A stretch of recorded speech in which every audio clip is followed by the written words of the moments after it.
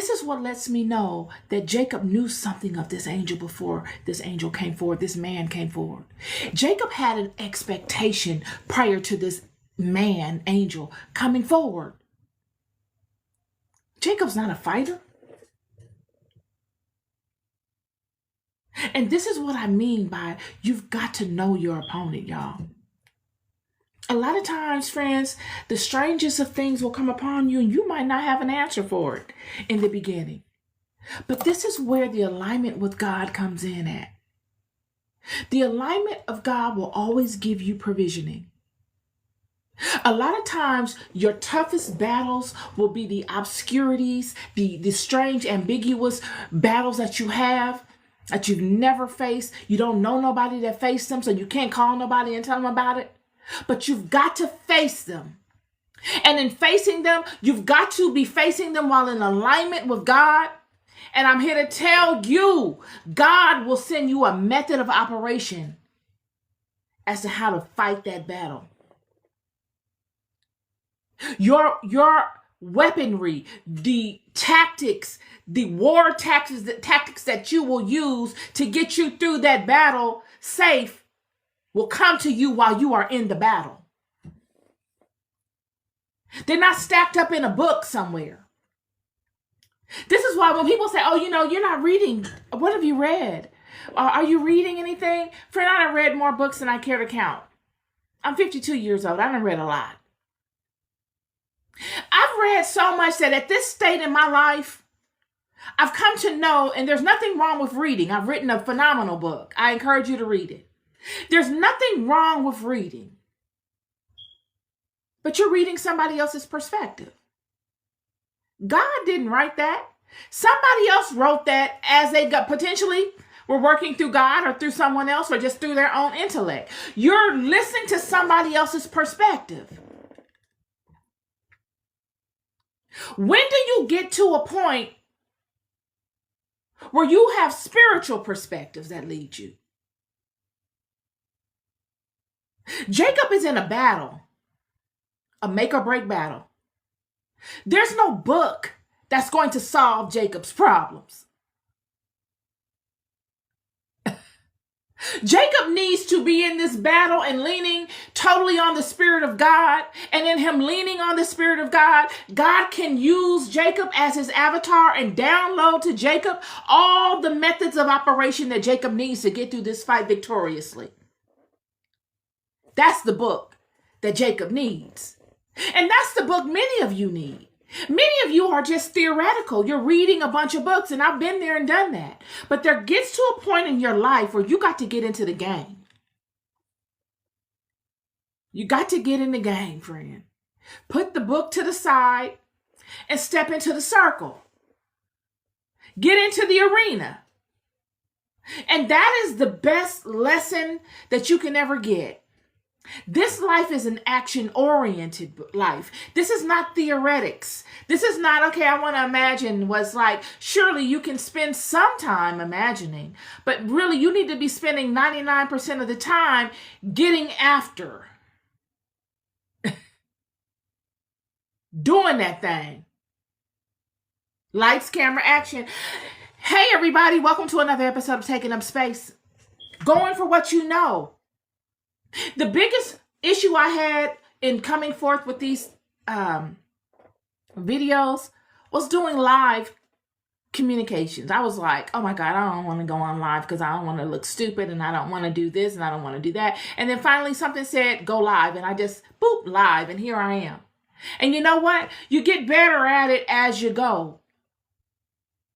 The fear of failing will push you forward to a point where you'll try to minimize your losses and your mistakes. That's how it is in life. This is what Jacob is dealing with. The fear of having to deal with his past and go back and be bound up into that past space is fuel that propels Jacob forward into the unknown. And those are the places, those are the monumental places that you find the power of God, friend. Jacob would not let this person go because he needed the blessing. And in order to get the blessing, he had to use his intellect to hold this entity to something that it feared. And it fearing would force it to bless Jacob so that it could go its own way. And in Jacob doing such things, this entity would honor Jacob. It's as if in the spiritual realm, this is the method of operation.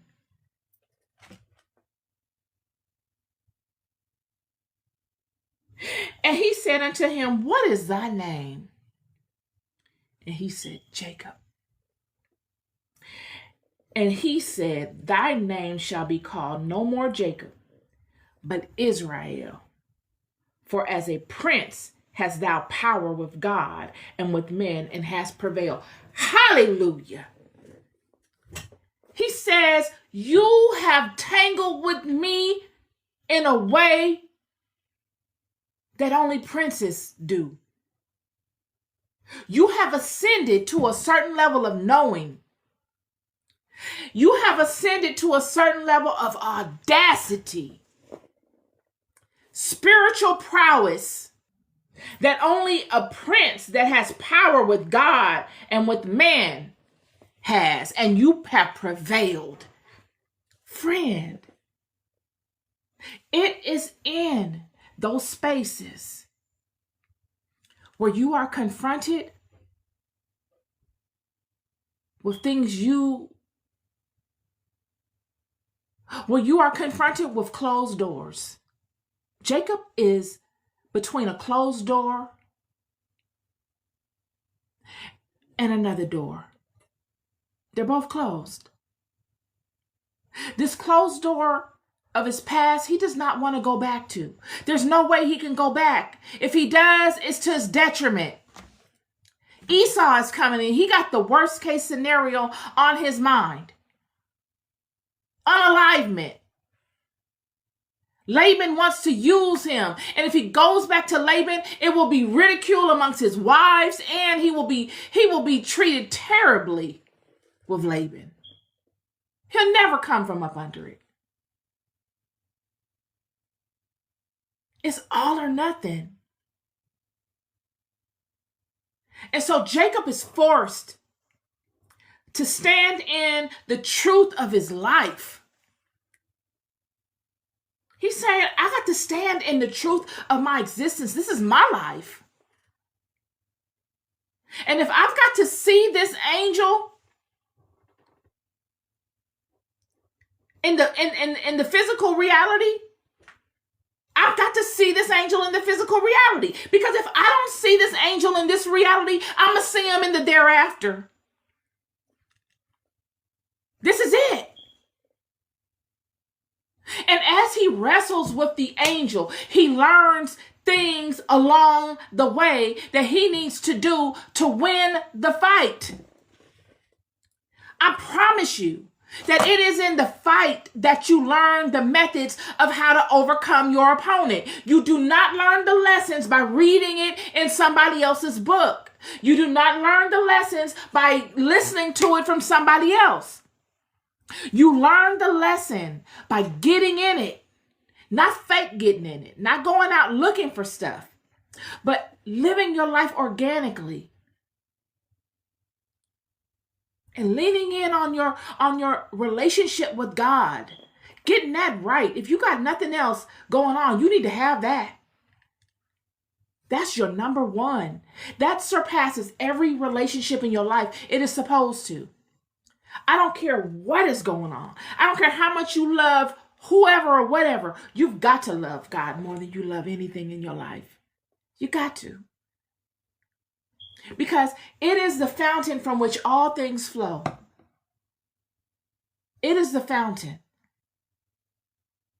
If you love anything in your life more than you love God, God will remove it. God will not have any competition. He's a jealous God. You've got to love it. You've got to love God with all your heart, with all your mind, and with all your soul. You got to.